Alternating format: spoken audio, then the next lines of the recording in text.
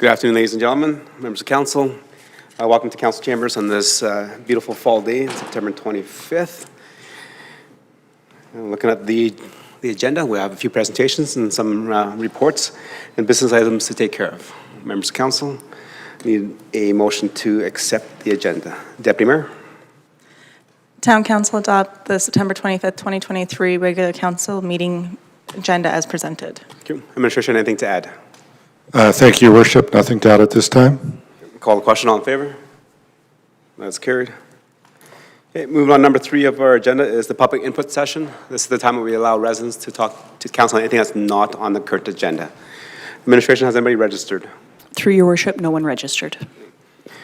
See, nobody has registered. Anybody in gallery like to speak to council on anything that's not on the current agenda? Okay, see none. Moving on to number 4 of our agenda is presentations and delegations. Today we have one presentation, and it's always good to have the Trans-Alta Trail Leisure Center with us, and they'll be presenting the 2024 operating budget. Welcome, Jerry and Lenny. Again, there's a new speaker, so you would have to actually push the speaker mic so it turns on red before you speak. Good evening, Your Worship, members of council. Thank you for the opportunity to come and speak about our 2024 budget request. Joined this evening by our board chair and Town of Stony Plain Public Rep, Mr. Jerry George. And in the gallery, we've got Mitzi Beaubien, who is replaced Kathy Sadek as our corporate services and finance supervisor. So I know many of you knew Kathy over the years. She finally, after I think about 6 attempts, is officially retired. And Mitzi took over this summer and has been doing a great job. And she's here this evening just to see how things are, how proceedings go in council. So as I mentioned, this evening we are here to present the 2024 operating, capital, and infrastructure budgets. We're going to quickly touch on our peak priorities, identify the key objectives for 2024, delve a little bit deeper into the operating revenues and expenses, talk briefly about cost recovery, highlight the capital and infrastructure requests, and then we'll get into the breakdown of municipal contribution as a whole, and then by community as well. And then, of course, be happy to take any questions council may have at that point.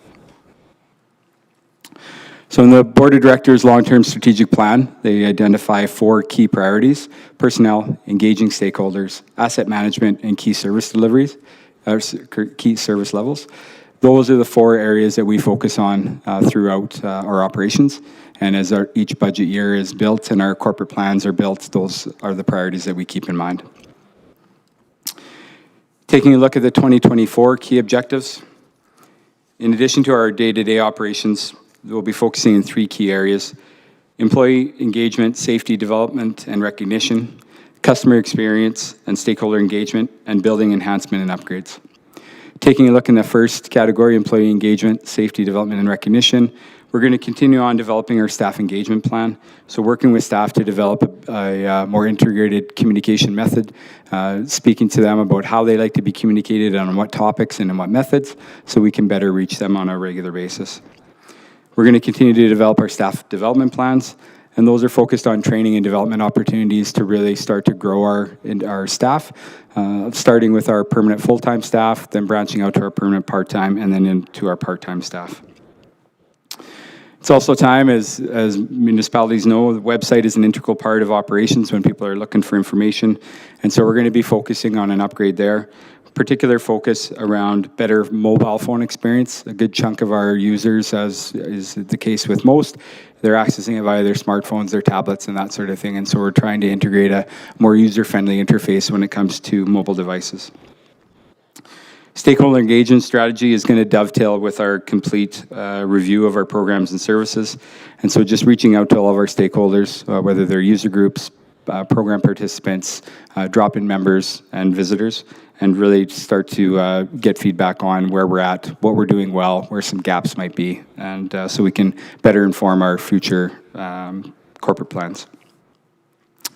Taking a look into our capital, as we all know, facility is starting to age, and with that comes a focus on some of the more high cost items, so to speak.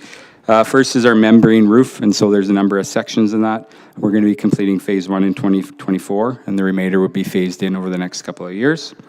We are going to be moving forward with Real Ice, which is a water conditioning system that enables us to do cold water floods on our ice surfaces, so we'll reduce the energy cost of having hot water floods, so the boiler would no longer need to be required. We've seen, I guess, a local example in the city of St. Albert where they initiated on one ice surface and they've expanded it to all their ice surfaces. Seen a reduction in energy cost, and the quality of ice is as good or better than it was with hot water floods. We'll also be moving into phase 3 of our locker replacement. Phase 2 just was unveiled today, and we're working through a few bugs, but phase 3 would include the balance of the lockers in the men's and women's wet change rooms, and looking at some other areas in the facility as well. And the final item is in our lower admin area. We've got a number of cubicles.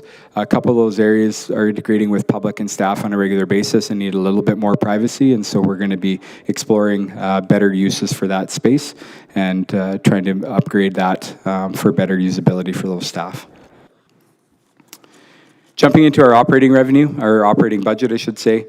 Revenues for 2024, self-generated revenues, so those revenues that we develop in-house or receive in-house, just under $6.2 million. Our operating expenses less depreciation of 8.35, which leaves us with a cost recovery rate of about 74.22%. Delving a little bit deeper, as you can see, compared to 2023, all of our areas of internal generated revenues are increasing. We've seen a really good return. 2023 has been, we're back to pre-pandemic levels in terms of busyness, people in the building, activities and events in the building, programs, facility rentals, special events, those types of things. And so we're seeing our overall revenue projection increasing by about just over $300,000 for next year. Taking a look just at the 5-year comparison, of course, 2021 and 2022, next year, one of those will be off the slide, which is a good thing. We can move past that, but we can see the general progression year over year since 2022. On the expense side, as can be expected, as our operations return to our normal levels and staffing levels need to return to pre-pandemic levels, we also see an increase in the cost of running the facility. It's reflective of staffing costs as well as our materials, goods, and supplies increasing primarily due to inflation. Under the salaries and benefits, we're increased by 2.44%, which is comprised mostly of an increase, slight increase to our operating or to our aquatics area. We saw a higher return rate than anticipated in 2023 for public swims and other programs, and so we've had to add extra hours for those part-time staff to better accommodate. So we're seeing less caps for public swims and that sort of thing. Materials, goods, and supplies have increased by 2.32%. And again, as I mentioned, that's reflective mostly of inflationary costs. And then our utilities as well. And as folks know, those are going up quite dramatically. However, we have secured another long-term agreement through a broker for the gas and power at the facility. And so while we're hopeful that the projection numbers is going to be adequate, as we know, delivery charges and that sort of thing that aren't typically captured in the agreements can fluctuate. Again, no different than on the revenue side. Over time, we're seeing a slight increase in expenses, which can be expected. We are back to our full operating hours that we were pre-pandemic. During the pandemic, of course, we had reduced operating hours, and now we're fully back and even extending beyond in the evenings because of demand for user groups, whether it's hockey or skate club and ringette, using the hours past our technical close time. We just simply can't give them enough rental time, so we're doing our best. Looking at cost recovery rates, and I do note, just seeing it there, that the top should say 2024, 74.22. My apologies for that. I didn't catch that before I sent it to Mr. Hill for submission. So as you can see, that too is increasing year over year. Those that have been around for a while remember the days of the kind of higher 70s and low 80s, but we are starting to see a return of our internally generated revenue, which means a higher cost recovery rate. Turning to capital, capital expense this year for 2024 is estimated just under $123,000, primarily for fitness equipment. We're also needing to replace the ice machine in the concession area, which we use as well, so we replace that. My aforementioned information around the website upgrade, and then a couple of key pieces of equipment in the pool to make it nice and clean in the mornings. Infrastructure, as I mentioned before, some of the major components are now coming due in terms of life cycle planning. So I've mentioned a few of these already, so I won't get into too much detail. But the membrane roof that I mentioned before, as well as the phase 3 of the locker retrofit.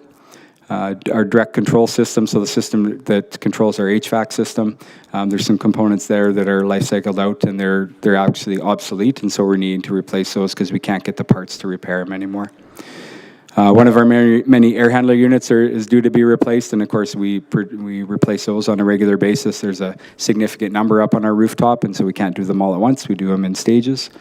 The sound baffles in the aquatic facility are due to be replaced. Again, they're well beyond life expectancy, and they need to be replaced so that we can moderate the sound levels in the aquatic center. And then I mentioned the lower admin retrofit as well as real ice. And then we've got some ongoing landscaping and parking lot repairs. Parking lot repairs are more of patchwork until the complete overhaul, which is in, I believe, 2025 and 2026. Taking a look at municipal contribution, there's the three components, as most of you are well aware. There's the operating, capital lifecycle, and infrastructure asks. We maintained the operating ask compared to last year. We kept it exactly the same because of the generation of revenues internally increasing. Capital is reduced down to $122,850 just because of the items that are needed, and then an increase in the infrastructure from $650 to $908. But the total ask is up about $30,000, which is about just under 1% increase compared to last year. Breaking that down, and again, this is done so by census population as per the Memorandum of Agreement. City of Spruce Grove's at 51.8, Town of Stony Plain is at 24.8, and Parkland County is at 23.4, and those are the numbers accordingly. So just in summary, to summarize, our internally generated revenues have increased by about 5.5% or 5.57% in the projected budget. Expenses have concurrently gone up 3.29%. Less than a 1% increase to the ask of the municipalities, and the overall cost recovery rate has increased to 74.22. With that concludes my presentation. I'd be happy to answer any questions council may have. Thank you for your presentation, Lenny. Does the board chair have anything to add? Thank you, Your Worship. I just want to say that, certainly the Tri-Leisure Board is cognizant of, future years. The ask is going to slowly start to climb as our facility has aged here. We've got some large items coming, so we really are working with our administration and our board to try to keep those asks as long as we can down to a minimum, and certainly trying to maintain that operating line request consistent over years. And then, as you can see from both the ask and even looking at our last couple of years, with things coming back to normal, really trying to increase that cost recovery rate annually as well. Thank you very much. Members of council, any questions for clear understanding or comments to the presenters? Councillor Laurie, go ahead. Thank you, Your Worship, and thank you for the presentation. And this may be maybe more of a question that our administration might be able to answer versus yourselves. I'm wondering, again, as we're looking at the facility and the upgrades that are needed, the enhancements to the facility, so on and so forth, we know that there are a lot of different granting programs and that are available out there. However, because of the setup of the Tri-Leisure as a Part 9 corporation, it isn't eligible for many of those grants. I'm curious as to if there's been any consideration now that the facility is 20 years old and long been in a potential change of the actual structure of the Tri-Leisure into a not-for-profit, because essentially the way that the budget operates is a non-profit budget. And looking at if there would be an opportunity at looking at an organizational change that would then allow the Tri-Leisure Centre to be eligible for some grant programs like the Community Facility Enhancement Program. Your Worship, through you to Councillor Laurie and the rest of the council, we are eligible for CFEP and CIP, and we have accessed those successfully in the last number of years. The most recent one was for our ice plant conditioner, and cooling tower. So we did receive the maximum grant for that. We've also received CIP for fitness equipment, and I know that in partnership with the Parkland Pirates Swim Club, they also received a CIP grant for the joint venture upgrade to the facility. So we do access as many as we can. We've also partnered with municipalities in the past for grants such as MCCAC through the city of Spruce Grove. They were kind of supported us in lighting retrofit projects. So we definitely try to maximize grants where we can and work in partnership with municipalities where possible. Excellent, thank you very much. And I wasn't aware on the CFEP, I was aware of the other ones, so maybe offline I'll have a conversation as to how the qualification there goes. And so then looking at the infrastructure funding ask, being that it's raised significantly this year up to just shy of $1 million, are there any grants intended to be applied for those programs? Your Worship, through you to Mayor Laurie and the rest of council, because we just received CFEP, we wouldn't be eligible for another couple of years now. We will continue to explore other granting opportunities, but it's once every couple of cycles for CFEP. Thank you. And just to follow on that, then is that the large stream grant or the small stream? Because I'm aware there are many organizations that apply annually and receive CFIP annually. I would, Your Worship, through you to Mayor or Councillor Laurie and the rest of council, I'd have to follow up on that. I know that in the past we've been told within our group the funding stream to be the smaller one, or the smaller version, and that we've been told that the likelihood of being successful more than 1 year in a row would be very low. Excellent. Thank you very much. Thank you. Any other questions, comments from members of council? Councillor Hansford, go ahead. Thank you, Your Worship. It's good to see you here in council chambers. Welcome. I wondered, a thought crossed my mind as you were presenting. The breakdown for the municipal contribution is easy on population when you look at Spruce Grove and Stony Plain, because whatever our population is, that's what we contribute, a portion that equals that. With Parkland County, it's a bit different because they contribute based on how many of their residents, I guess Parkland County has determined would be clients or customers to the TLC because they support other recreation efforts in other communities. Has their demographic changed, or is there any mechanism by which Parkland County does a reassessment, or that we ask for a reassessment so that we know if more people have shifted into the area that basically is where our customer base of Parkland County residents comes from? Your Worship, through you to Councillor Hansford and the rest of council, that's actually in a predetermined catchment area that was set up as part of the original MOA. And so it's a predefined geographical boundary. And as the census is done, they're able to drill down into that catchment area and provide that data. Follow up to that, Mr. Mayor. I understand. Thank you for clarifying that. My question is, though, Parkland County is a rural municipality that approves subdivisions in areas where other subdivisions are already created. I just don't know if they've created new subdivisions or if their population within our catchment area has increased. Do we have anything that calls on some kind of report on that so that we know if the dollar amounts change? Your Worship, through you to Councillor Hansford, that information is updated every time the census is done. They drill down into with their geotechs and those other folks that can do a lot better job than I can of picking out where people are. And they provide that to the 3 municipalities, and that's jointly agreed upon. So that process is there. In terms of expanding the geographical boundary, that would be a discussion of the 3 municipalities along with the board.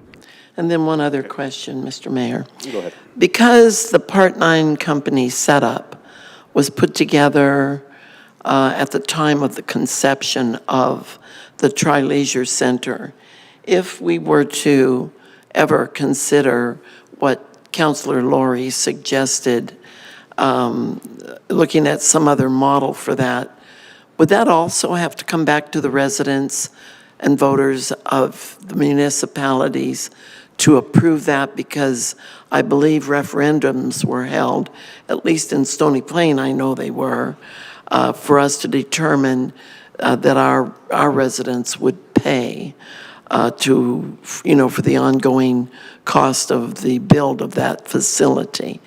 So I'm not sure if I've made clear what my question is, but did you understand it from what I raised there? I'm just wondering about restructuring the TLC. I'm thinking there's more to it than just trying to figure out a better way to fund. Your worship, through you to Councillor Hansard and the rest of the council. I don't think it would have to go back to the residents, but likely would have to go back through the board and then to the 3 municipalities for approval. Because the MOA clearly defines how it's set up now, so you'd have to open up the MOA and change the terms and conditions of the MOA. Yeah, Your Worship, I could just confirm, as it relates to any previous, plebiscites or referendums and so on and so forth, change in structure at the TLC would not require further referendum, plebiscite, et cetera. Okay. Thank you. Members of council, any more questions, comments? Okay, Councilor Laurie, go ahead. Thank you, Your Worship. Just referring to page 37 of our document, which is the chart that has the budgeted cost recovery percentages. So obviously we're in 2023. I'm just wondering if you can give us the latest projection for 2023 on the cost recovery percentage. Your worship, through to Councillor Laurie and the rest of the council. At this point in time, I can't. That's an exercise at the end of the year, but I can certainly work on that and send that through the general manager to council. Thank you very much. Okay, thank you. Any other questions for clear understanding from members of the council? Okay. See none, just have a couple questions just for my own clarity. On page 14 of the presentation of your annual report,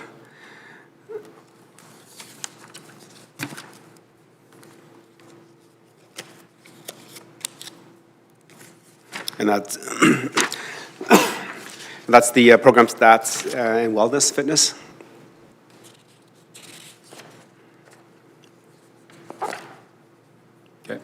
Okay, so I'm trying to understand that in 2021, we had 16 drop-in programs, which netted 2,000 and et cetera participants. But in 2022, we only had 10 drop-in programs, but we netted 6,500 participants. So we decreased the drop-in programs by 60% almost, but we had an increase of double the participants. Yeah, Your worship, through to yourself and the rest of the council. Part of that was because early in 2021, we still had restrictions on class size and who could participate in those types of things, and so the numbers were quite low. The typical numbers would be more similar to 2022. We reduced the number of types of programs, but the offerings were different. So that should be more drop-in type of program versus the number offered. Okay, thank you. And that provides some clarity, because I'm thinking, like, how do we drop the number of programs, but we increase the participants? Okay. And question in terms of page 17, and that's the TLC usage. So under daily emissions, so I'm trying to understand that. So in 2022, the average daily emission is 119,000 people. That's a total number for the year, not daily. Okay, because under daily emissions, I thought that was. That's the type of revenue. So it's a daily drop-in fee, and that's a total for the drop-in fees for the year. So that's them, as opposed to being a member or having a pass, that's you're paying as you come into the facility. Okay, so that's on average about 300 people that are paying a daily admission. Yeah, trying to do quick math here. Okay. Okay, and just another comment, just I appreciate the fact doing your presentation about making sure that infrastructure projects are done kind of in a staged approach. I think council appreciates that. That's what we do in our community as well. As you mentioned, you can't do all the projects at once, so you have to figure out which is more pressing, and then tackle those first, and then kind of project management, and then program the elements and for a little bit future in the date. So definitely appreciate it. I appreciate the fact that there is a huge and high recovery rate for the TLC for our 3 municipalities. And we'll look for that continued partnership and relationship with the TLC in terms of managing and operating an outdoor pool. Over the last few years when the TLC has taken it over, we've seen an increase in service levels, the longevity, so we've increased the actually swim times, which everybody loves. It was just this Sunday that the pool will shut down. And usually, if we're operating ourselves, we've always shut that down in middle of August because a lot of employees we hire have to go back to school. So definitely a benefit for our residents to have the TLC operate our pool. Okay. With that, thank you for your presentation.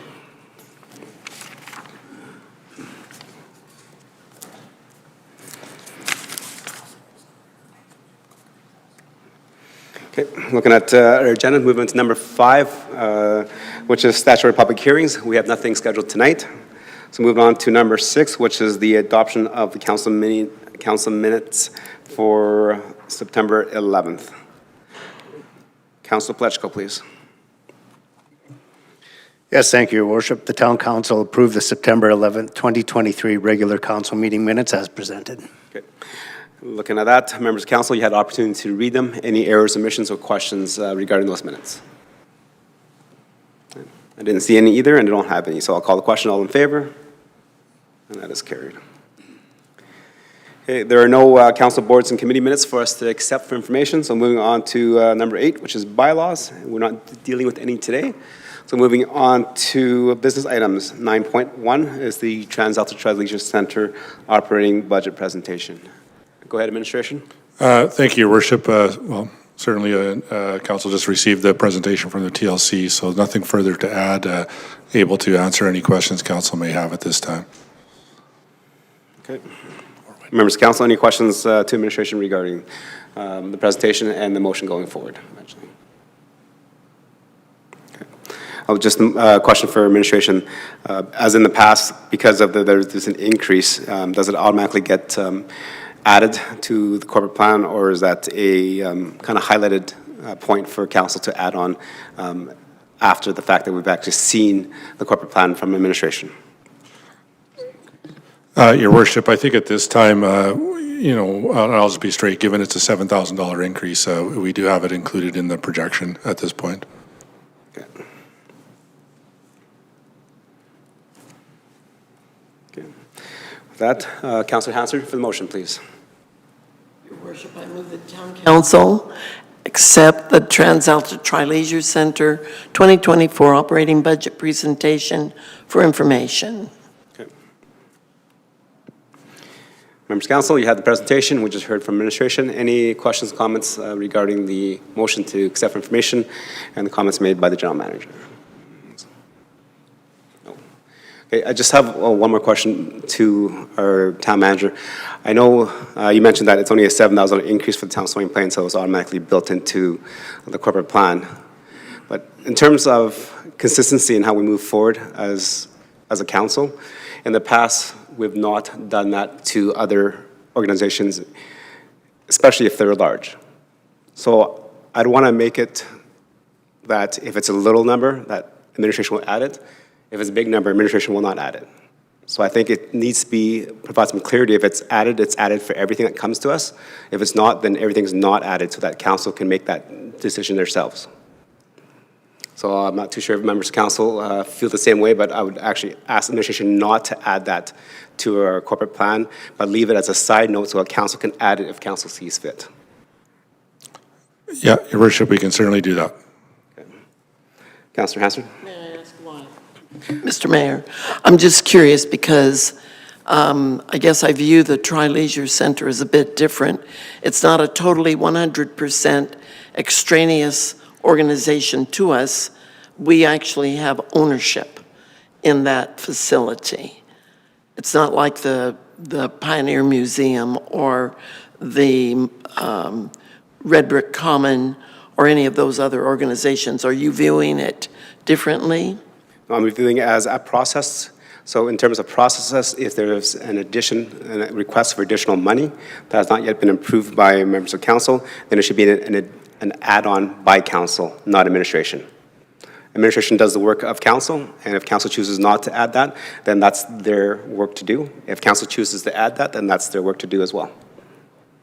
But it's not their work to add budget dollars.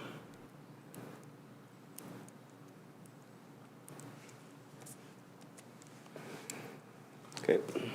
Any other questions, comments on debate on the motion? Call the question, all in favor? And that is carried. Okay, that 9.1 is done. 9.2, we just had a request for recess. We're going to take a 10-minute recess, and then we'll come back, please.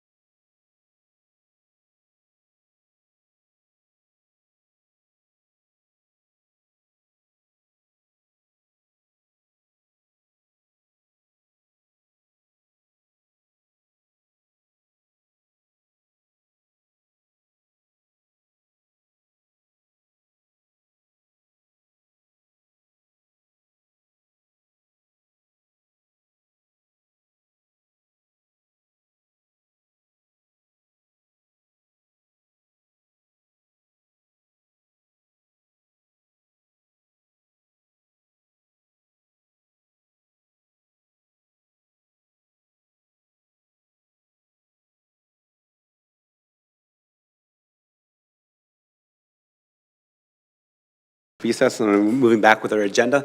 Moving on to 9.2, which is the Stony Plain Housing Accelerator Fund. So administration, go ahead. Good evening, Mayor and Council. The administration is presenting the Housing Accelerator Fund for Council's consideration tonight. This grant is a unique opportunity for many municipalities in Canada to apply for funding that will help increase residential development within the municipalities, specifically within the town. The town's manager of planning and development is here tonight to provide a presentation to council and answer any questions about the town's application. Good evening, Council. I'm excited to talk to you about the Stony Plain Housing Accelerator Fund Action Plan. So my presentation has 3 different parts, a little bit of background, my apologies.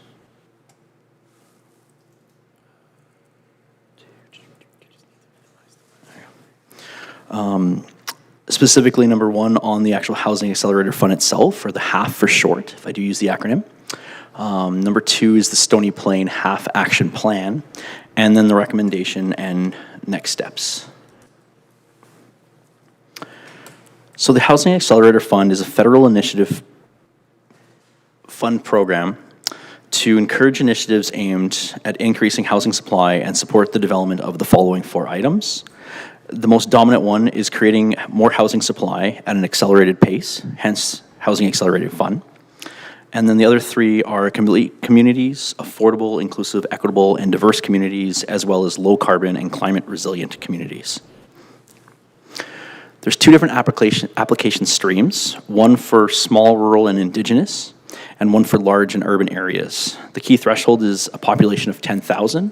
So Stony Plain does have a population over 10,000. So we are in the large urban stream, which means our action plan has to have 7 initiatives as opposed to 5 that are able to be under the small, rural, or indigenous.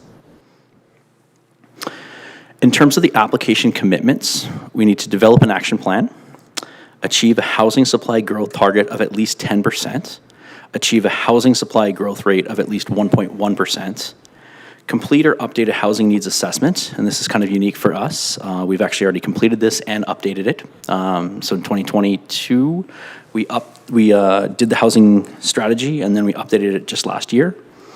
And then the last submission criteria is to submit periodic reports to CMHC, or the Canadian Mortgage and Housing Corporation, on progress and permit statistics. In terms of the action plan and the initiatives, for the action plan itself, there's targets and estimates used for reporting, including a breakdown of current and future housing types, as well as projected average annual housing supply growth rates. Included in this are the set of initiatives and information about each of the initiatives, including information such as types, description, timeline, expected results, milestones, and estimated cost, and the resulting dwelling units. In terms of the initiatives themselves, they need to create a systematic and programmable change. They must not be infrastructure or related to construction projects directly, and they must align with at least one of the HAF objectives. Again, those are the 4 things that I recently mentioned, including the housing supply at an accelerated rate, as well as the various types of communities: complete, affordable, inclusive, equitable, diverse, low carbon, and climate resilient. In terms of evaluation criteria, each of the initiatives is ranked on 4 different criteria: implementation, timelines, supply, and system impacts. In essence, can we finish the project within 1 year, or 2, or 3? How long will it take for those dwellings to come as a result of that initiative being finalized? Will it improve housing and community outcomes? And does it increase stability and predictability in the housing system? In terms of the funding method, this grant is quite unique. So based upon the different number of dwelling units that each initiative would generate, there's a base funding of $20,000 per dwelling unit. In addition to that, there's a top-up amount for various categories, such as multi-unit housing, the missing middle, which effectively is anything from a semi-detached home up to a 4-story apartment building. Anything over a 4-story apartment building would be considered a multi-unit housing other. And then if it's affordable housing unit, it's also added. So the amounts there are $12,000 for the missing middle, $7,000 for any building over 5 stories, and if it's an affordable housing unit, it's an additional $19,000. So these amounts can definitely add together to create upwards of about $50,000 per unit. In terms of the funding and reporting methodology, funds will be distributed in 4 advancements to successful applicants, and the distribution of funding coincides with the reporting requirements. So if you can see in the table we have here, initially up front, after signing the agreement, the contribution agreement, we would get 25% of the funds. A year later, when we report after the first year of the initiatives being worked on and any resulting dwelling units, another 25% would be eligible. And then this repeats for years 3 and 4, and then there's a 5th year of reporting requirements. In terms of the potential permitted uses of the surplus funds, CMHC has outlined the following. So if it's another action plan initiative, any of those would be recipients or possible recipients of that money. Affordable housing projects. So if there was an affordable housing project, the town could allocate the surplus money towards paying for those. And then investments in housing related as well as community related infrastructure that support housing. So these include things like site servicing as well as new major infrastructure projects, roads, stormwater ponds, things that would directly support new housing supply.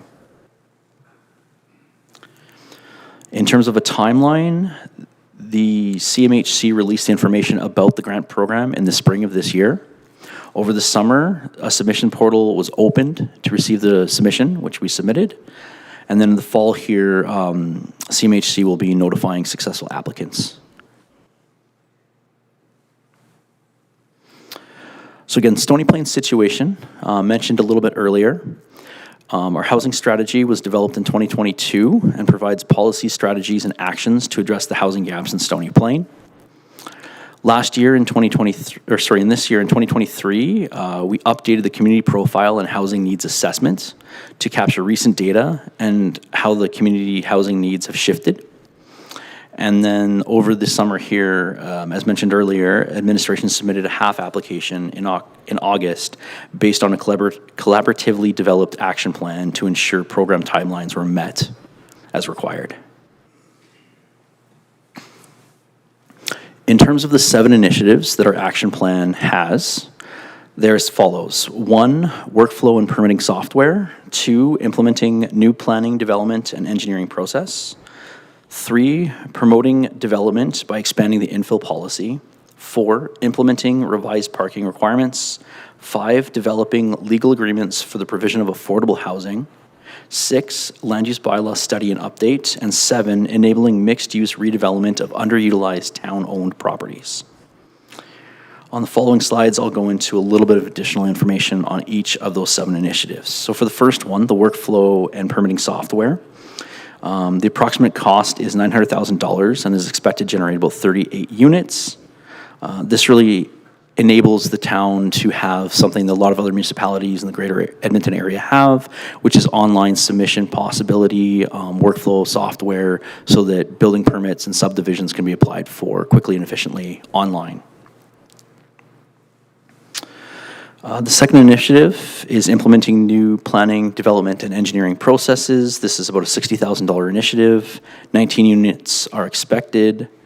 And again, this one here, through some of the work we've been doing in planning and developments, kind of creating efficiencies, creating application packages and so forth, kind of expanding this and refining it in our area as well as moving it into the engineering field, which is kind of tied directly to a lot of the infrastructure work and development that we do on a day-to-day basis in terms of approvals. The third one, promoting development by expanding the infill policy. So this one really focuses on looking at our existing infill policy, which is up for renewal in the next year or so here. $40,000 would be put towards focusing it on kind of the missing middle. So again, the housing aspect of the current commercial, industrial, and multi-unit residential infill policy. And this one's expected to generate about 64 dwelling units. The fourth one, implementing revised parking requirements, $50,000 initiative. 77 dwelling units are expected, and this one here involves doing a parking strategy for the town, focusing specifically on residential, but would again harness some of those other areas as well, commercial and industrial, that would support residential. And then looking at how those changes or implementations would affect things like the land use bylaw updates or the MDP. The fifth initiative is developing legal agreements for the provision of affordable housing. This is another $50,000 initiative, expected with 26 units. The key part of this one is we often have builders that may want to build, two parts here. There's service providers who want to operate affordable housing but need to have it built, and there's builders who may want to actually build buildings with affordable housing units but don't have a branch in their organization to maintain those affordable units. This is kind of bridging the gap where we would develop a standardized template agreement that could be utilized between builders and home providers, basically allowing them to kind of fast track and easily do projects that would support affordable housing. The sixth one is land use bylaw study and update. This is a $300,000 initiative, expecting about 40 units over the 3 years. This one here kind of follows our general annual update, but a larger focus and scope. We'd be looking at secondary suites, encouraging those, again, part of the missing middle, as well as looking at how some of our existing districts may be consolidated or simplified, again, to promote more housing. The seventh one, enabling mixed-use redevelopment of underutilized town-owned properties. This is a $410,000 initiative, 83 dwelling units expected.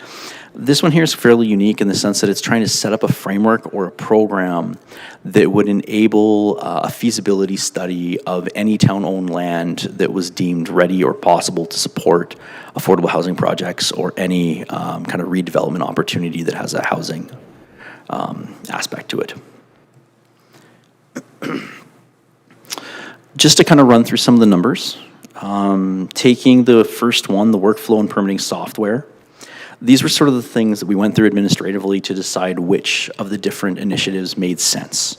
So the first question is, does the initiative generate new dwelling units? Will it result in some? The second question is, can it be completed within the 3 years? And third is, will those generated dwelling units be realized in those 3 years? So if all three of those were yes, that makes it a good contender to move forward. At that point, we looked at the criteria that they established, and again, there's 6 on here. 2 of these, the first 2 here, are applied to every one of the initiatives based upon the overall action plan results. So what annual growth rate would we expect? We're expecting over a 2.5 growth rate, which again gives us a 5 points in total, out of a possibility of 5 for that one. In terms of the annual growth percentage change, it's over 20%, again, giving us a 5 out of 5. So each of the initiatives start 10 out of 10 out of a possible 30. In terms of this one in particular, we're expecting to finish the length of time expected to complete the initiative is within 1 year. Will it improve the housing and community outcomes? We rank that as a high or a 5 out of 5. And length of time to start new dwellings. So once we get the software up, we're expected to get dwellings right away. So again, that's within 1 year. And then the one that was a little bit lower was a medium here for the increase in stability and predictability. Again, this is still kind of up to the development community to apply for these. So not as high there, but this gives it a 28 out of 30. So the projected dwelling units, one of the important things of the application itself, CMHC required us to look back at 5 years of statistics. Based on that, and then project that 5-year average moving forward 3 years into the future. So the first column of numbers there, the 118, the 211, the 50, for a total of 379, is based on their calculations what we would expect to have for new dwelling units in the next 3 years. What we're expecting from the half, the 7 initiatives, the action plan, is an additional 347 dwelling units, 26 single detached, 228 multi-unit missing middle, and 93 over 5-story units. This brings the total number to 726 over the 3 years. I'll leave it there. So again, kind of the summary of the action plan. So the 7 initiatives are intended to be completed within the first year, and each is expected to result in residential dwelling permits within the first or second year. Select initiatives do include additional positions to ensure existing service levels can be maintained while implementation of the action plan does take place, because there's a hefty amount of work here to do within a 12-month period of time. Funding for consultants has also been included for initiatives where specific expertise is necessary to complete the initiative. In terms of the stats, again, 347 units are expected. This results in just shy of $11 million of expected funds. The total sum of the 7 initiatives in terms of their cost is about $1.8 million. This leaves just over $9 million of potential surplus funds that can be reallocated to other projects. So in terms of the surplus funds, as noted earlier, they need to be spent on creating new residential housing. Through the process of developing the action plan, we did identify various capital projects that had the following kind of 3 criteria. They will directly support new residential developments. They have been recognized as having barriers to being completed, and they benefit either infill areas or explicit residential growth areas within the town. In the HAF application submission, we did put forward the following 4 capital project areas. So 47th Avenue Road servicing and construction, South Creek/Tussock secondary road access, Brickyard Ultimate Storm Pond Management Facility, and the building demolition and site servicing of town-owned properties. Other capital projects such as the cemetery, extension of South Park Drive, and other infrastructure work in commercial, industrial, and institutional areas does not meet the requirements of the HAF program and are ineligible for the surplus funds.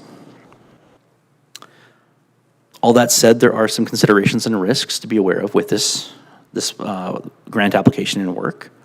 So upon signing the contribution agreement, 25% of the expected funds, or roughly $2.7 million, would be provided to the town. This amount is more than the cost of the action plan initiative of $1.8 million, meaning that the town would be in a positive cash balance to complete the action plan. Future funding installments will be based on the results of the reporting, and there is a risk in that the town does not have direct control over how many units will be received in terms of the number of permits and issued each year. This is going to be based on the market conditions and the actions of the land development community. That said, the town, however, can control when future capital projects are undertaken and their associated costs spent. So based upon the annual reporting, the town should be able to gauge the likelihood of receiving future funding installments and be able to mitigate risk and choose when to front-end a project prior to having the surplus funds available to allocate to each capital project. So the recommendation that we have in front of you is that Council approve the Stony Plain Accelerator Fund Action Plan and the 7 initiatives as presented, to authorize the Chief Administrative Officer to enter into any contribution agreements or amending agreements that may be required should the municipality be approved for funding under the Housing Accelerator Program. And third, approve expenditures in the amount of up to the $2.7 million, which is the expected initial grant amount, to implement the action plan as outlined in the Housing Accelerator Fund application funded by the Housing Accelerator Fund grant. In terms of the next steps, we're here to get approval for the Stony Plain Housing Accelerator Fund action plan from Council. We will continue to work with the CMHC on the application, which, again, we've done some revisions already too, just to make sure that it meets the criteria that they have set. And if we are selected, we would work with CMHC to enter into the agreements, commence the annual advancing and reporting, and then to basically get to the action plan as laid out before you. That said, that's all I have for my presentation tonight. Thank you, and if you have any questions or comments, I'm available. Thank you. Thank you for the presentation on the Housing Accelerator Fund. It's kind of interesting to see how that's working and some of the initiatives that rolled up by the federal government. So in terms of some questions and comments, maybe some current concerns, I'll turn it over to members of council.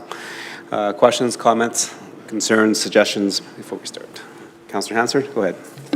Thank you, Your Worship. Through to our manager in planning. I'm just curious, Mr. Dibble, if you could explain, because the public tuning in tonight may not be aware, where this comes down to affordable housing, how does the public actually benefit? How do those dollars, reduction or the dollars given back through this program actually affect their bottom line when purchasing? Through your worship, through Councillor Hansard, there's some direct and some indirect benefits. So first and foremost, any of the surplus money can go directly against the construction cost of an affordable housing project. So I think that's the most direct way that that would lead to a reduction in terms of that affordable housing. More broadly, some of the initiatives we're looking to do, such as the one that creates the legal agreement between the builders and the providers, may reduce the overall costs to bring those affordable housing units onto the market. Alternatively, and I guess more broadly, all these various initiatives are designed to increase increase the speed at which we can get new housing on the market and potentially decrease the costs it takes to get those on the market. So I think generally that should have an effect of lowering the overall cost of housing, given that new housing would be reduced. Is that sufficient? Yes, thank you. Thank you. Councillor Lowry. Thank you, Your Worship, and thank you, Mr. Dibble, for your presentation. Referring to page 83 of our package, which talks about the surplus funds, and it lists the 4 different capital projects that are on there. Can you just let us know, so were the capital projects that are listed here already projected out in the current long-term capital planning budgets? Through your worship to Councillor Lowry, some of them to some degree were. Others are instances where in this chamber's various development applications or land use bylaw amendments have kind of highlighted, and there's been substantial discussion on some of these having major barriers to being able to be done. So again, that was part of the criteria in terms of how we were looking at them. Specifically, the ultimate storm pond in the Brickyard, there are some dollars attached to that in the corporate plan or in the capital plan. So a mix of both, I would say. Excellent, thank you. And then further on that, the ones that are in existence in the plan already, how were those intended to be funded prior? In essence, some such as the 47th Avenue Road servicing construction, there was no concrete plans at this time. Again, these are things that often a developer has kind of come forth in the chambers to indicate, or through discussions with administration. These are such a high caliber cost that to develop certain sites or certain areas of town, developers just won't go forward. So that was kind of the criteria that we tried to look at, is that we were really trying to overcome some of those obstacles for development.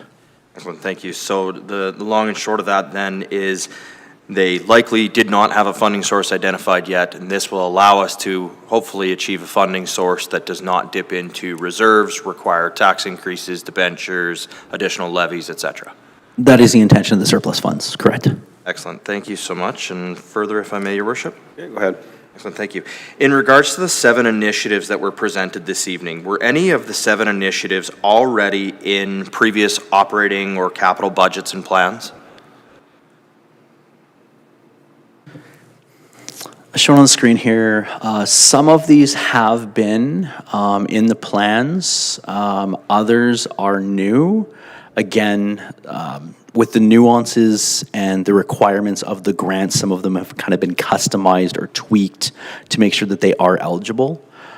Just kind of running through a few. Again, the workflow and permitting software, part of the corporate system strategy had put that on kind of the 5-year plan sort of thing. So this again is accelerating when something like that would take place. We've had desire to do a parking strategy as part of a variety of other projects that hasn't been done. So again, kind of I guess a mixed answer there, that some definitely have and others less so. Excellent, thank you. And so then again on this, should we be successful in receiving the grant dollars, then with some of these projects already on the books, our understanding is this would then result in some savings in those future plans to the town? That is correct. Again, for any of them, specifically the first one in particular, you know, this funding can go towards the purchase of software, the maintenance of software, and any associated costs to that for that 3-year period of time, which would directly offset some costs that we would have to incur into the future if it was to be approved by council in a later corporate plan, for example. Excellent, thank you. And then just one further, Your Worship? Perfect. So looking at these 7 initiatives, not only have you shown us the initiatives, but you've also shown us the potential expected dwelling units. Now, again, regardless of the Housing Accelerator Fund, what we are seeing is we are seeing an opportunity for a potential increase in housing starts over the next 3 years by almost 100%, essentially almost doubling our housing starts. As we know, growth results in more assessment value, which results in more taxation revenue, which provides a benefit to the town regardless. So regardless of the approval of the Housing Accelerator Fund by the CMHC or not, will we be moving forward with all 7 of these initiatives? Are there certain initiatives that we would be moving forward with or intend to move forward with sooner rather than later, and other initiatives that we may hold off on? And if so, can you identify which ones? Through your worship to Councillor Laurie, I can try to identify a couple. I'd say, again, kind of a broad answer where some of them, again, are already in the books, in the plan sort of things that would take place just at a slower rate. Others, for example, I think maybe developing the legal agreement for the provision of affordable housing. That's one I know that was mentioned in the housing strategy as a possible action item, I think, in the medium to long term. So again, there isn't really a concrete plan for when that initiative would take place. So again, it's not to say that we wouldn't get to that in a number of years, but some of them are definitely, you know, we would prefer to do sooner than later and would get done. Others may not necessarily get done. Excellent, thank you very much. And I'll just close by saying, you know, in looking at this plan, I think it's a fantastic plan. I think we're looking at, you know, a $1.8 million spend to essentially double the amount of housing starts within the municipality over the next 3 years, with or without the Housing Accelerator Fund. I think that is a fantastic achievement if we were able to achieve that. I'm very hopeful that the Housing Accelerator Fund will come through. I'm very hopeful that we will get a full approval across the board. I think, again, we're in an advantageous position already having the Housing Action Plan completed and updated, and kudos to our staff for having our municipality in that point and ready for these type of opportunities to come along. So again, I'm very excited about this, very happy to see everything that's been laid out this evening. And you know, we know that the approvals have started rolling out in regards to the HAF, and hopefully we will see our name on the next list that comes out. So thank you very much for all your work on this. Okay, thank you. Any other questions for clear understanding, comments from members of council? Councillor Meyer, go ahead.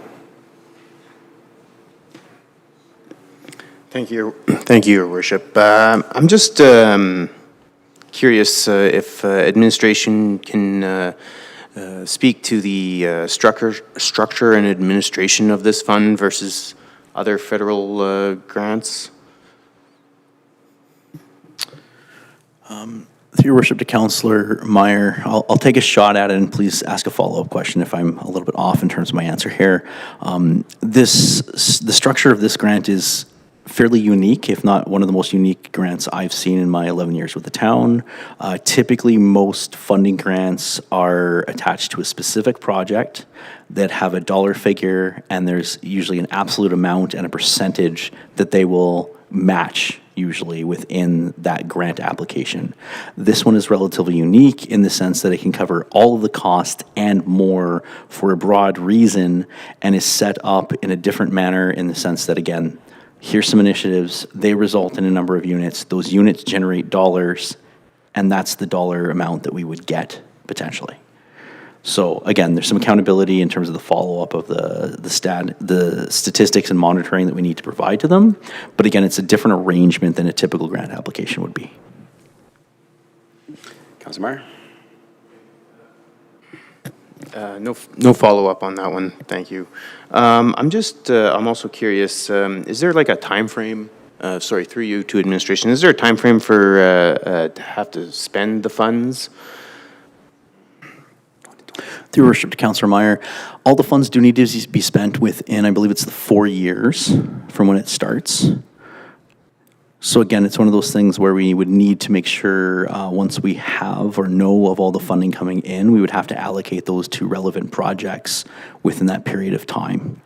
So again, the last reporting, I think it's the 5th year, if I can go back in the table here. So again, by the end of 2026, we would have to have spent all the money and report on that in 2027, is my understanding. Okay. And then just another follow-up. So I'm just trying to get a handle on what the net effect on or what the sort of, I guess I would say, the likelihood of us being able to complete this plan. I agree with Councillor Laurie. It's a fine plan. It's good. But I can imagine many other communities are also putting together their plans.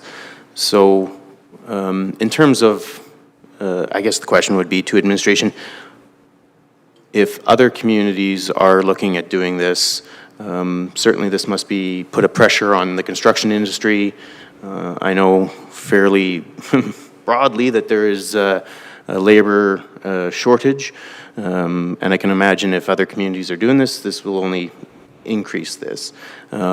Has administration got anything to speak on this matter?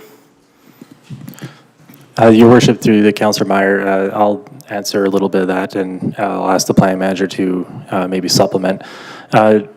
This, as the manager of planning development outlined, this is a very unique opportunity, and many municipalities across the nation are applying for this. There's no doubt that there's a number of similar good ideas across different agencies and different municipalities to realize some of the similar initiatives. The issue of resourcing and how that's going to affect individual areas across the nation, we don't know until we get into that. Really, we can't be sure how that's going to affect, like in terms of the private industry interfacing with the town. The plans that have been put together by the planning team, by the administration, reflect the seriousness from administration to get this stuff done and work with CMHC within the timelines that have been given to us. So we're not putting anything forward that we don't think we can't deliver at this time. But you're right, there are implications that are outside the town's control, and the manager of planning and development did outline that there are elements of risk in this application that we are trying to understand and mitigate as we put this application forward. Your worship, maybe I'll just make a bit of a comment there as well. So I believe the plan total amount is $4 billion, am I correct? Yeah. So, I mean, that in and of itself across the nation, so it's national $4 billion being essentially an attempt to pump that into the economy, both probably in a planning stage for year one, and then across the construction industry across the country as well, in those out years, 5, 6, and even into 7. So again, we will do our best to understand and monitor that potential risk within our local sector. But I'd also think, there's, I don't want to say, I don't know enough. I can't say enough that I've looked into it enough. But this is a clear policy direction by the federal government that will put $4 billion into those areas over the course of, I would say, a rather short period of time. The impacts of that, again, often can be, inflationary cost or labor shortage or so on and so forth. I would expect that the federal planners, so to speak, have taken some consideration of that. But I guess, sorry, Your Worship, I don't want to go on for too long, just acknowledging that, there's a potential risk there, not just in, Edmonton Metro, but other areas where I would expect this funding will be directed, Lower Mainland BC, GTA, that's a lot of money to pump into that particular industry in what will likely be some very specified areas. Thank you. Councilor Meyer, anything else?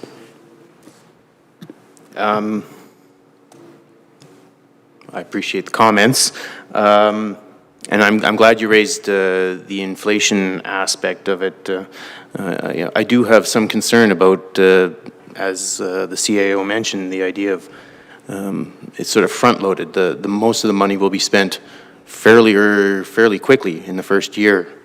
And so, I mean, in my head, I wonder, okay, great, we maybe can build more houses.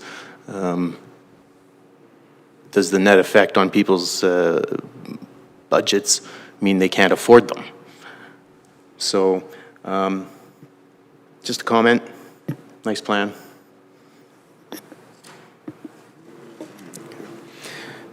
Councilor Pletchko? Yes, thank you, Your Worship. We talk about risk. Can you explain the risk factor and what that means for our municipality directly? You tap dance around it on several occasions, and I'm just wondering how that risk could affect the town. So we initially get our $2.7 million, which we can spend. What is the risk factor if nothing further goes ahead with the project? Through your worship to Councillor Pletchko, the challenge, I guess, in answering the question more straight than what I have in the past is there's some unknown in terms of how CMHC is intending to follow through on their commitments in terms of what criteria they're going to look for, what degree of comfort they're going to have in terms of, are you 5% deficient in the number of dwelling units in our reporting thing? No problem, but 10% is too much. They haven't really given us a threshold for that. That said, broadly speaking, they've made it very clear that, the first amount that they allocate to you is fairly, if not 100%, kind of assured to get. It's the supplement ones after the fact that are more vulnerable or are a higher risk. That said, if it looks after year 1 or 2 that you're only going to get halfway there, they may inform us early on that, based on that number, they're not going to give us any supplement 1 unless we have a tremendous third year or something like that. But again, it's not something that I can comment more definitively at this point in time, other than it's their grant. They can pull it back if they so wish. And some of those will also be spelled out if we do get it and have a contribution agreement. Again, that agreement will specify more of those terms, but until I see that agreement, it is very difficult to answer that question more directly.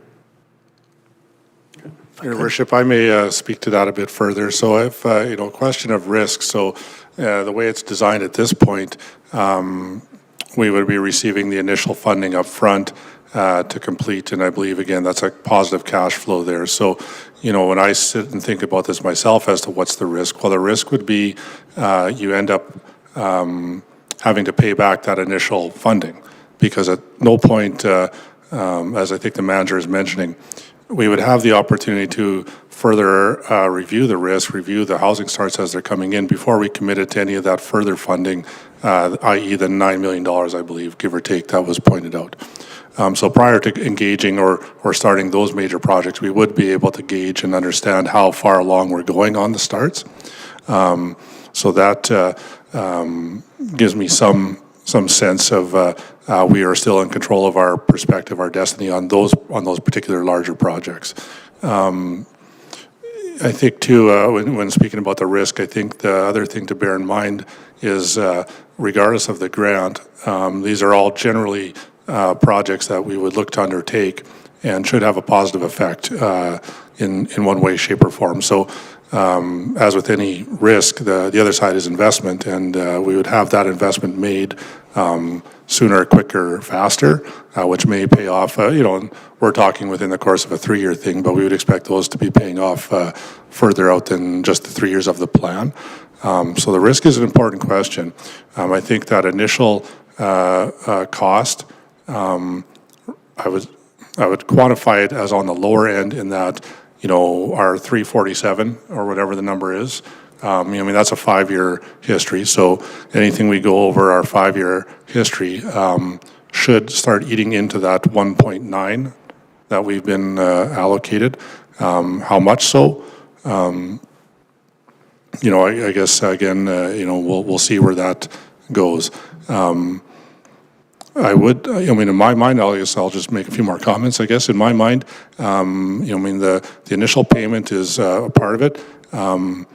We get those numbers up. I do look at the rest of that 9 million or so. That's almost bonus. I would be, in some ways, relatively happy that we get all of those projects through and see the fruits of those projects over the course of 3, 5, 7, 8 years. Anything we get after that is certainly an advantage to the town. That's about as clear as I can be on that one, Your Worship. So, Thank you. If I could have a couple more. So I appreciate that, and I'm quite comfortable with what I've read and seen. Read that package report fairly in-depth and couldn't see much of anything in there either, so that's why my question was what it was. So the first portion of it, I think, is a pretty safe bet for all of us. Years 2 and 3, I guess you've been very clear that we don't spend money that we don't have. My biggest concern would be for year 1 is if we had to pay that fund back, that's a big tax increase for our residents by speculating on what a grant would do for us. The other question that I have is on page 80. When I looked at your initiative selection process, and it goes back to just a business question, when I look at that, I see in there 2.5% annual growth rate. We haven't seen that in a few years. So I think that's fairly aggressive. And I'm wondering if we had used realistic numbers in there, if that would have changed your position anywhere in this grant application process. If we had used the numbers that were based on roughly today, would that have brought down that total 28 to some place where we may consider a different avenue? Your Worship, to Councillor Pletchko. I guess having been with the town for about 11 years, I was here kind of during the last boom or the end of the last boom when I know the town did average upwards of about a 4% growth rate. So I guess from my personal perspective and professional perspective, saying that we can handle and account for and allow for a growth rate that we're proposing in here is not challenging or difficult from the sense that we've done it 10 years ago, 10, 15 years ago. So I know that it is a large amount compared to what we've had in the last 5 to 10 years. Other municipalities in the Edmonton region, as well as us a decade ago, did experience that level of growth. So I think that it is achievable predominantly based on the market, and with this amount of money being kind of injected in, I think it is very plausible that it can happen based on what's there. So I don't know if that specifically answers the question, and please follow up if necessary, but that's just some context, I guess, that I've always had when we've been doing this work. Thank you for your context. It does not really answer the question that I asked, because I asked basically if we took the numbers we were using today. And the reason I'm asking that is I've gone out and looked. Many of the communities around us are substantially down. Some communities, smaller communities than us, have not built any homes in the last 2 to 3 years. So for us to achieve the rate that you're talking about, we have to go back a number of years, which Stoney was in a good growth rate, and we've slowed that down a little bit over time, and due to economic times, due to a number of things that has taken place. And I just wondered if we had actually used the numbers that we have over the last couple of years, would that have changed your position anywhere? I'm not...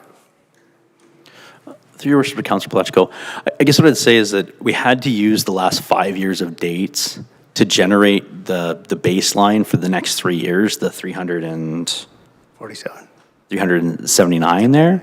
So that's where we're kind of starting. So we are looking at doubling, but like, put it another way, the 350 is the equivalent of having a 50% increase in what we've had for like single detached for a while, and an additional 3 or 4 apartment buildings being built. So I think when we've done the numbers and we've kind of broken each initiative down, a lot of the initiatives are kind of based on, well, this is going to lead to 1 more apartment building. So if we can get 3 out of the 4, we're 75% there is kind of the mentality, which I think is very doable and reasonable. Thank you very much. That was what I was looking for you to tell our residents. Not a Thank problem. you.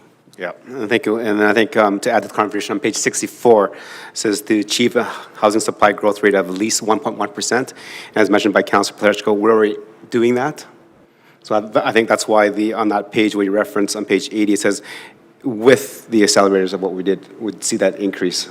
So I think we have already met the minimum requirements for the 1.1, and we think we can accelerate that with what we're going to be getting done if we get approved. Councilor Hansard? Thank you, Your Worship. That was an interesting question that Councilor Paleschko asked at the end, but one of the ways I look at it is the federal government didn't come up with this whole plan to accelerate housing increases because nobody was having a problem. The downturn in the number of houses and dwellings being built, not just houses, but dwellings being built, is more widespread right across the country. Otherwise, they wouldn't have dreamed up a program like this. I won't be a fan of many things that our federal government does, but I will say to see a problem and to come up with a plan that doesn't require municipalities to come up with the money on their own up front and then hope they can hit the goal to get reimbursed is a pretty big opportunity. The fact that they're offering the money, now you go out and create what they want to see you create, and if you don't, you have to give that money back or a portion of that money back. Well, that's a whole different ballgame. We don't normally see them play in the sandbox that way. So the problem of higher interest rates and many other things, as Councilor Paleschko said, have brought us to the place where we need to boost our number of dwellings. We have far too many people who are living on the street, many of them still working people. They just can't afford a place to live. And so I have to say, I commend them for trying to come up with something that allows us to participate and create housing. And I ask the question, do we want to participate in that? From my viewpoint, yes, we do. As long as the bottom line user is benefited and the town can grow its numbers and spread our tax base out over more people, it also benefits everybody who now lives here and operates a business in Stony Plain. So I'll be holding my breath to see what this actually produces. It'll be one of the longer periods in my life I hold my breath, but I am looking to see success in this, because somewhere along the line, somebody needed to do something to give us a boost to overcome the things that are getting in the way of providing decent, affordable housing and to create some growth in our communities. We attract businesses by growing our population. And if we grow our population, it attracts businesses. That's how we make growth happen in a managed, controlled way in the town of Stony Plain, and that should be what we're about. Okay. Thank you, Councilor Hansard. Any other more questions for clear understanding? Councilor Anderson. Thank you, Mr. Mayor. I certainly appreciate the dialogue around the table tonight and some of the questions about the more intricate sort of nuances, I guess, of the funding that we're talking about. For my own clarity and understanding, I'm going to ask what I hope are maybe two simple questions.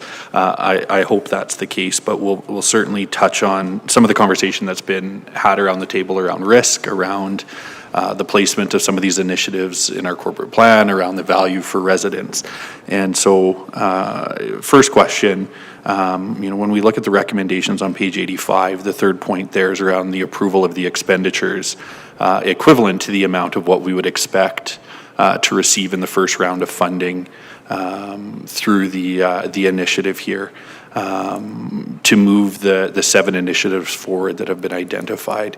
And so very simply, I guess my question is, will we wait until such a time that we receive notification from the federal government or CMHC that we've been approved for that initial funding before we put forward the dollars to begin the 7 initiatives that have been identified here? Through your worship, to Councillor Anderson, the intention here is that we would receive approval, that we were successful. We would have an agreement established. That agreement then would enable us to receive the funds from CMHC, and at that point in time, we would then start the projects in the action plan or the initiatives to be able to start spending that money. So in essence, we would have that in the town's bank account before we would start doing any of the action items. Perfect. And I appreciate, the response there when we look at what, assessment brings in for us. Even if we broke 1.8 million over 3 years, we're looking at, 3% in terms of increase in assessment. And so knowing the money will be in place before we, embark on some of these initiatives, I think is important. Having said that, to flip the script a little bit, the decision comes back, maybe we're not successful. Certainly there's been a lot of investment in terms of administration time and energy into developing a plan to help move our community forward. And we certainly wouldn't want to lose the scope of what's been presented here for us. And so I believe Councillor Laurie may have touched on this question. But if the funding is not approved through CMHC, can we expect as council to see these initiatives come back in the corporate plan, in our long-term planning, as a way to help move our housing forward in our community? Through your worship, to Councillor Anderson, a number of these initiatives are contemplated in short and medium term for planning in general. To answer your question, if these would be coming forward in short-term corporate plans for this council, we would have to go and see where those would fall into the queue where they were before. Some of these have been, as manager of planning and development did outline, some of these were pulled forward because of the opportunity in front of administration in the town right now to take advantage of this. These are things. I guess many of these initiatives are things that administration recognizes that are opportunities that could be realizing some additional growth across town. So if nothing else, they're a point of dialogue to say that these are things that administration is looking at as well. Corporate planning has a number of different parts to it. So as of right now, these are probably reset back to where they were in the original plan. Okay, and thank you for that. I think one specifically comes to mind, one of the initiatives, I don't write down the point, but just the conversation around the agreement between developers and service providers in our community to be able to provide lower cost housing in the community. I think there's so much value there when we look at where, the cost of housing is going. And so certainly things that I think have value, today for our residents. And I look forward to hopefully seeing this move forward with that addition of funds, but how it moves us forward as a community, regardless of whether that funding is there or not. So thank you. Any other questions for clarity and understanding? Members of council? Okay. See none. Just a question in terms of the action plan. So administration has done a good job of pulling through our corporate plan and seeing what initiatives that we can bring forward to meet the criteria for the Housing Accelerator Fund. So my question is, in terms of the total action costs for the 7 items that are initiatives that are pointed out by administration, accounts for $1.8 million. Right? We also have mentioned that based on the projections that we're eligible to receive close to $11 million if we meet all the criteria and hit all the milestones. The first 25%, if we're successful, would be $2.7 million coming forward. So again, surpassing what we need to finish all 7 initiatives. Okay. There's questions about risk, so I'm going to just add on to that. So in terms of risk from this program, I see if we complete the 7 initiatives, there's no risk there. We completed our agreement. My concern is regarding the additional $900,000 of that Phase 1 funding. So that first 25% is roughly $900,000 more than what we need to finish all 7 initiatives. So if we're successful in completing it, getting all the grant, the first 25%, finishing all the 7 initiatives, but we've had, as Councillor Fletchko's mentioned, maybe we don't generate that growth rate. Maybe we only have 1% for the next couple of years. So we will not get the surplus funding, but then are we liable of losing that additional money from the 2.7, so the $900,000? To your worship and all of council, to my best of my understanding, having talking to the representatives from CMHC, we would keep that money, and again, it could be allocated to any of those 4 areas. Again, any of the HAF initiatives, as well as infrastructure projects for sites, affordable housing, as well as community infrastructure projects. So just for some clarity around that, again, the difference between the 1.8 and the 2.7 indicated in the recommendation is just to ensure if there is any, say, inflationary costs or any additional costs that are not being accounted for, we don't necessarily would have to go back to council for another approval just to utilize that to finish off the 7 initiatives. Again, the scope of the recommendation is to complete the 7 initiatives with the money that's within that, expected at 1.8 million, but could be, more than that, instead of trying to come up with the specific number of, 10% contingency or something like that. We just felt that we would tie it directly to that initial 25%, and then anything left over would be spent towards one of those other items.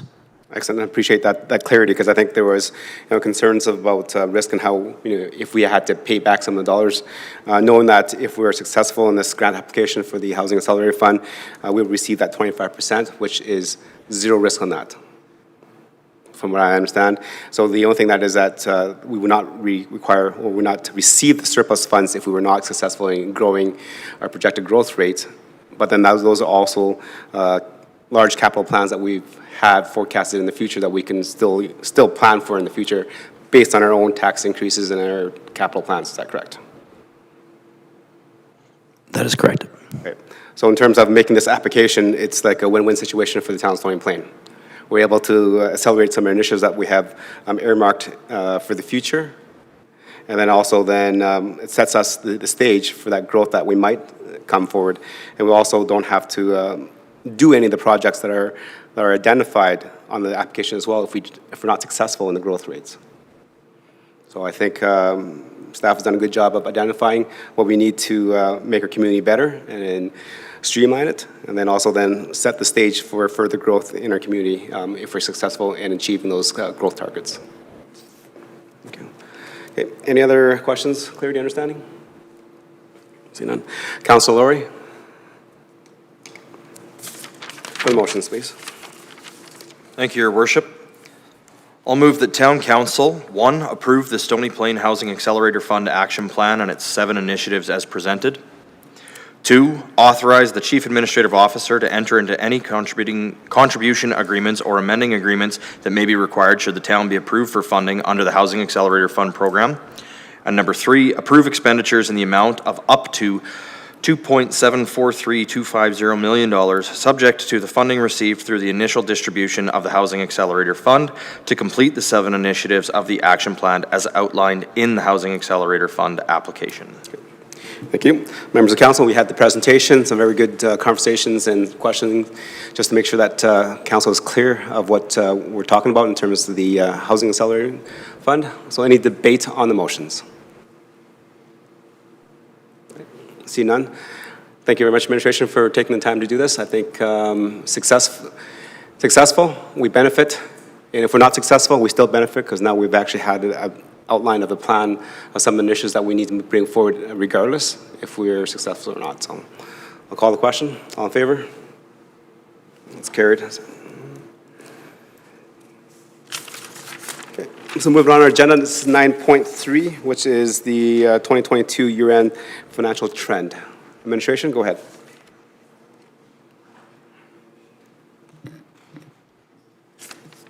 Good evening, Your Worship and Council. Included in your council package tonight is the 2022 year-end financial trend report. This evening, we will highlight a few important financial indicators and the analytics behind them. The data presented shows historical data for the past 10 years as past trends predict future outcomes and paints the picture of where the town may be headed. Financial condition is the ability for an institution to maintain service levels, withstand economic disruptions, and meet demands. When assessing the town's financial condition, there are some key questions we must ask, such as, can the local government pay for what it is doing now? Are there sufficient reserves or other financial vehicles available for financing emergencies? Is there enough financial flexibility for the local government to adjust to change? These are key questions to ask to ensure fiscal sustainability into the future when making decisions. As we move into the corporate planning cycle, it is important to understand historical trends and comparators. Industrial price index or inflation is presented as a point of reference as to the economy over the past 10 years. Given the diverse nature of municipal expenses and revenues, applying inflation universally would not provide an accurate representation, and this is better suited as a point of reference. Industrial price index for 2022 has moved down closer to the historical trend and was recorded at 7.5 as per the Alberta Price Index by Statistics Canada. The chart on the screen shows population for the past 10 years, as well as forecasted population as per the town's population and employment forecast completed December 2022. The most recent federal census was completed in 2021. Prior to that, 2016 was the last published date. Revenue and expenditure trends are an indicator of pace maintained regarding inflation, services added, and corresponding revenue. Comparing these metrics as a per capita layers on the population growth to ensure the town is keeping pace with growth pressures. Prior to 2020, the gap was closing between revenue and expenditures. In 2021 and 2022, this seems to have leveled out and will continue to be monitored. If expenses were to grow at a faster rate than revenue or population, this trend would be unsustainable and indicate reserves being used to fund expenses, which is not the case currently. In regards to revenue, Stony Plain continues to trend on the low side of the revenue per capita range, however, consistently hovers above the median as related to the comparison group.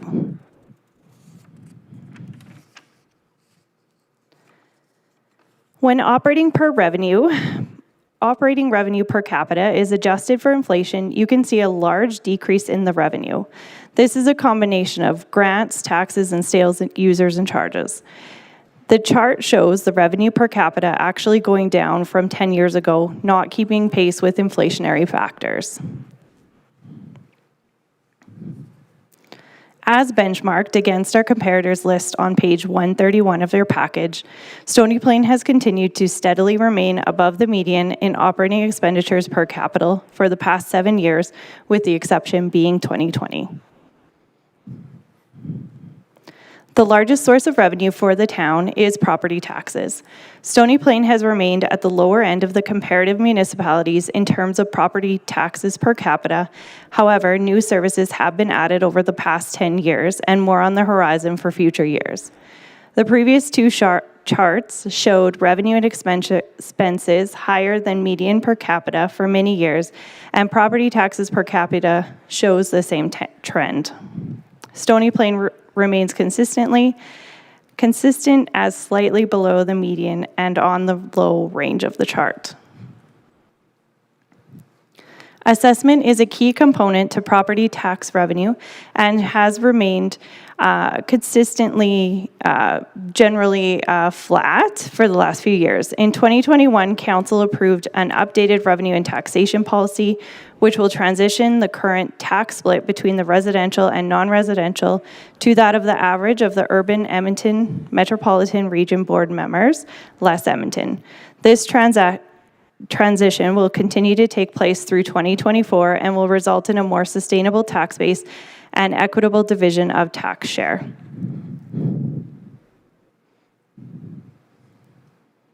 Reserve balances are another key financial condition indicator and have continued to remain below the median. Reserve balances for the town are lower than the median and near the bottom of the range. Reserve balances is a measure of the municipality's savings for future needs, inclement events, or flexibility for unforeseen challenges. Through the fiscal sustainability framework and update of the unrestricted surplus policy, guidelines for reserve standards and optimal balances were developed. This policy guides the future reserve balances that is used in conjunction with the corporate plan, which identifies future reserve needs and ability to grow reserves to meet these needs and optimal balances. Council has also committed a 1% tax transfer for infrastructure and equipment in 2021, which is a step in improving the financial health of the town's reserves. This continued into 2022 as well. Long-term debt as a percentage of total assessment has stayed flat due to only one small project debenture offset by continued debenture payments. As such, the town has the highest rating of AAA, which is excellent based on the Global Credit Rating Agency. As part of the fiscal sustainability framework and updated debt policy in 2020, Council implemented an internal debt limit of 80% of the allowable debt limit, which implies prudent, affordable debt balances. Future debt limits will continue to be monitored and presented throughout the corporate plan process and measured against the debt limit and the internal debt limit as well. Council's approval of the fiscal sustainability framework has solidified future guidance regarding a multitude of financial aspects for the town. These policies take time to work towards optimal balances and decisions that will change the future fiscal health of the town. As we move into the 2024 to 2026 corporate planning sessions, these trends will assist in understanding financial condition of the municipality into the future and support administration's recommendations. I will now be happy to answer any questions that you may have regarding the report or presentation. Thank you for the presentation. It's always good to hear what we've been doing as a community. So it's very nice to see that. I think you said we're AAA rated in some of the, so I think it's really good for us. Members of council, questions and comments regarding the report? Okay. See none. You must have answered all the questions in your report. So maybe I just have one question then. In terms, you mentioned that historically, the town's zoning plan has been kind of on the lower range of property taxes per capita. Right? And then we're also on the lower range of the total reserves. So in terms of that, if the town needed to increase reserves for future projects, would that then directly impact the tax per capita? Thank you, through your worship, to you and all of council. If we were to increase contributions to reserves, that would be a direct impact to taxes, which would directly impact taxes per capita unless growth was recognized. Thank you.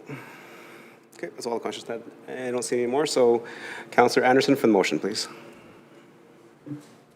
Thank you, Mr. Mayor. I'll move that Town Council accept the 2022 year-end financial trend report for information this evening. Okay. Thank you.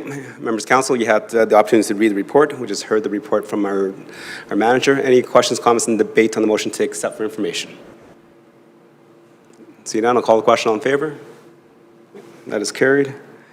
Okay, moving on to number 9.4 is the 2023 tax recovery. Go ahead, administration. Thank you and good evening once again. As required by the MGA, municipalities must annually, by March 31st, prepare a tax arrears list of parcels that have arrears exceeding 2 years. A tax notification endorsement is placed on the certificate of the title with land titles. Then notice is provided should the taxes continue to remain unpaid as of March 31st the year following. Their property must be offered for auction. Administration works diligently to contact landowners whose taxes are in arrears in various forums, including statements, reminder letters, phone calls, before any of the outstanding amounts are turned over to tax service, which is a contracted service that we use to execute the legislated process. Included in this agenda item is the 2023 tax recovery public auction reserve bids and the 2023 public auction conditions of sale. which outlines the terms consistent with other municipalities in Alberta regarding the tax sale. Both of these must be approved as per the MGA in order to continue with the tax sale and the auction date will be set today. All property owners have until the time of the auction to pay their arrears or enter into a contractual tax payment agreement to have the property removed from the auction. The date of the auction this year has been set for November 30th, 2023 at 10 a.m. in the Town Office Council Chambers and will be advertised following today's council's approval as per the guidelines in the MGA.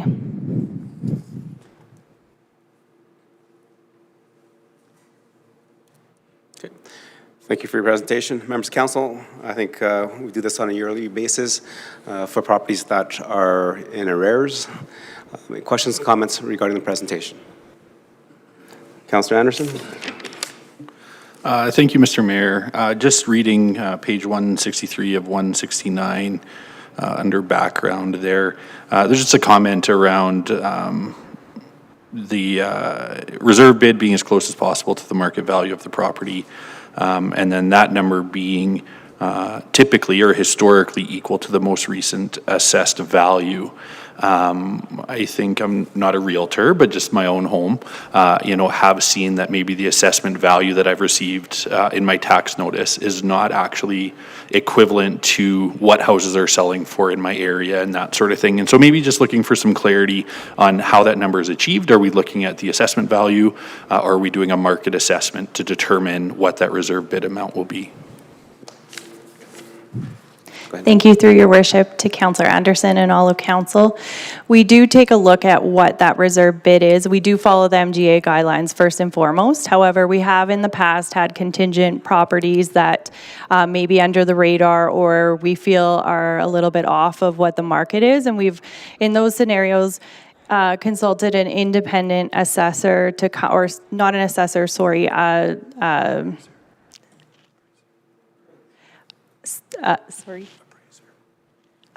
yes, thank you, an appraiser to come and appraise the value of the property so that we would then use that in the case. In the case of the properties that are on the list this year, we feel that it's very similar. So we also compared to what the preliminary assessments are coming in, because there can be a difference from last year's assessment, which is what is actually using, to this year's assessment. So we did do that comparison as well, and we felt that they were relatively close. And our goal is not to have a tax sale, and historically, we've been able to find a means to get properties off the list, and that's really our goal this year.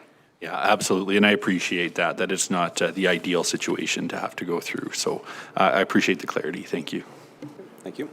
Any other questions for clear and understanding? Councillor Hansard? Thank you, Your Worship. I just want to clarify. When a property is in receivership with a lender, first person that gets paid out of the proceeds of the sale is the tax man. Otherwise, the town of Stony Plain, if it happens to be here. When the town is owed taxes, and we have a sale of the property because taxes are owed, that the people have not made arrangements to pay in some way. And I know the town is gracious to work with people as long as they step up and try to do the right thing. What happens if there's still money owing the bank?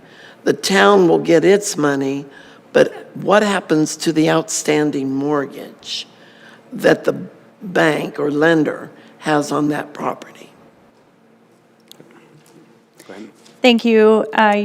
Through you, Your Worship, to Councillor Hansard and all of council. Typically, if there is a mortgage on the property, the bank typically steps up and pays the taxes prior to a tax sale. However, if it were to go to a tax sale, basically, we would take the taxes owed, and then we would go down the cycle of who's the next owner of this property, and that would be how the funds would be dispersed. Okay. Your Worship, further to that then, I'll just grab a number here. On one of these properties, the value, assessed value, is $28 $1,800. We are owed taxes on that, not the full amount of the value of the property. But if the mortgage on that property was $200,000, how the town taking its taxes on the $280,800 would not clear that title to be handed over to the person who stepped up to pay the taxes? And you can't transfer property, at least from my experience, without clear title. So if there's not enough money in what's collected to pay the taxes and the money owing the lender, how does the buyer get their hands on that property? Through you, Your Worship, to Councillor Hansard and all of council, that's typically why the banks will pay the taxes, because then they have first claim on that property should it, go for sale. So that's typically the process that would happen. Just really high level, so how the tax sale process works is the property is up for auction, the minimum bid is set as per the assessment. If that is received in the auction, then what happens is all of the taxes, all of the costs associated with putting on the auction, there's a $1,500 amount that's deducted for administration, for handling all the process. Anything else that would have been on that tax roll is all taken, and then the rest is put back towards the property owner if they are free and clear of a mortgage. Okay, thank you. Okay, any other questions for clarity and understanding? So it's good questions from members of council. So in terms of, we do this on a yearly basis. Over the last, say, 5-10 years, how many properties have actually gone to tax sale? Through you, Your Worship, to you and all of council, in my time here, which has been 4 years, there was one property that went to tax sale. Okay. So thank you. So in terms of that, usually, as mentioned by the general manager and the manager, and that usually gets paid off prior to that. And I think Councillor Hanson raised some good questions in terms of whether there's not enough money to cover the mortgage on that. That's not our concern. Our concern is that the taxes are not paid. There is a regulation set on the MGA. We follow the process. We get paid, and then the mortgagee gets whatever is left over, and then they have to transfer it to whoever bought it. So again, it's not something that we need to deal with. See no more hands up. Councillor Meyer, please, for the motion. The town council approved the terms and conditions of sale for the 2023 public auction as presented, and 2, establish the reserve bids as presented for properties being offered for sale at the 2023 public auction. Thank you, Councillor Meyer. So members of council, we had the presentation. We've read the agenda. Any questions, comments, and debate on the motion? Seeing none, I'll call the question on favor. That's carried. Okay, moving on to number 10 of our agenda is council discussion. So this is the time that we allow council to update administration or members of council, anything that's pressing in our community or anything that they want to share in terms of their committee updates. Councillor Meyer, we'll start with you. Thank you, Your Worship. So just briefly, I see some of my fellow councillors prepping their comments, and I don't want to steal their comments, but I do know that it is the National Truth and Reconciliation this coming Saturday, and I will be attending and taking in the events around town. But now I've stolen your comments. But I want to make a shout out to administration. I was out patrolling the neighborhood and came across the outdoor fitness park, and I believe Councillor Hansard has mentioned the poor shape of that in the past, as well as I have previous to that. So I was very happy to see a new surface there. It looks great. I can't wait for the fence to come down and to be able to use it. So kudos. And then just a question. So I'm aware that the ballroom dancing is looking to be, I'm not sure what the word was, it's coming to an end. not just this round, but future. The instructor has informed me that they will run one more class. I'm just curious if administration can maybe enlighten. It looked like a very successful class, lots of people in it and whatnot, and I know others have taken it in the past, so I'm just curious why it would be going away. Administration, anything to comment? Your Worship, through to Councillor Meyer, certainly I'll have to get back to you on that. I recall the conversation, but I'm a little fuzzy on the details at this moment, so I'll just send you a quick email tomorrow morning with those details. Okay. Thank you. Anything else, Councillor Meyer? Okay, Councillor Pletchko? Nothing this evening, thank you. Councillor Hansard? Your Worship. I'm looking forward to being at Alberta Municipalities. We have a jam-packed schedule meeting with ministers, and I always look for good things to come out of that because we're extremely well scheduled by administration. We have our Japanese visitors will arrive on September 29th, and they'll be with us. Is it 2 full weeks that they're here? About 10 days, I think. 10 days. So please everybody will be friendly, I know, but go out of your way to welcome them when you see them in our shops and walking about on our streets, and remind them how much we do value their friendship from across the world. And you almost have to hold your breath when we come back from summer break, because when we get busy, we get really busy. So just looking forward to getting a lot of business done in the next few weeks. Thank you, Councillor Hansard. Councillor Anderson? Thank you, Mr. Mayor. And Councillor Meyer, you didn't steal my thunder, so to speak, but I do also want to recognize what September 30th is for us in Canada. And that is the National Day for Truth and Reconciliation, but also Orange Shirt Day, which is a grassroots initiative which intends to raise awareness of the intergenerational impacts of residential schools in this country. The orange shirt is a symbol of the stripping away of culture, freedom and self-esteem experienced by the Indigenous peoples of Canada. There are some great things happening in our community that we've been witness to over the last year. I know administration has done work to ensure the employees, the staff of the town of Stony Plain receive and participate in various opportunities related to Indigenous education, which I think is an important step. There's been some great work by the Greater Parkland Regional Chamber of Commerce looking at economic reconciliation and what that looks like in the Parkland region and for Stony Plain and Spruce Grove. But also the presence of Sky Dancer Indigenous Cultural Center and Art Gallery, who've created a beautiful gathering place that is welcoming to all. On September 30th, just want to encourage residents, if you have orange, to wear orange as a way to honor the thousands of survivors of residential schools, but also to take some time to explore and experience the rich and diverse culture, the voices, the experiences, and the stories of the First Nations, Inuit, and Métis people that call this region home. There are many events going on in our region here in Stony Plain, in Spruce Grove, and in Parkland County. And I'd encourage you to take the opportunity and be a part of the conversation. And that's it this evening.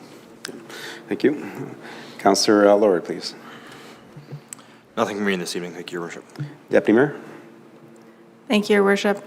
Just to mention as well that on September 30th, that our Pioneer Museum will be hosting a Culture Days event and bringing back the old-style harvest, old-fashioned harvest and threshing. Okay. Thank you, members of council. And definitely, I'll just echo the sentiments of our council that September 30th is a day of mourning and recognizing what's happened to our Indigenous people, and that we need to take a little time to educate ourselves and to move forward together as we heal. I think the more education that we know, we can educate ourselves with. And it's not about changing the past, It's about moving forward together. And I think that's a big difference from what we've heard in terms of talking with the Scott Anderson Indigenous people is to move forward and to build that knowledge.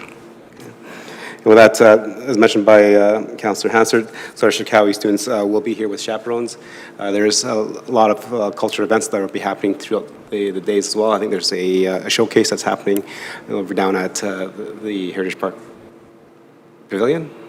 And then there's also a dinner and stuff. So make sure you check your calendar so that we're able to show our visitors what it means to be Estonian Plainer. And then when we over in Shikawi, they can show us what it means to be a Shikawi-er, I guess. I don't know if that makes sense, but I don't know what the actual term is, like Estonian Planian, I guess. But that is it. Administration, thank you for the agenda packages. That was very informative and great conversations from members of council. Definitely showcases that ability that council has read the packages and fully engaged to debate the subjects that affects our town and our residents. With that, we are adjourned.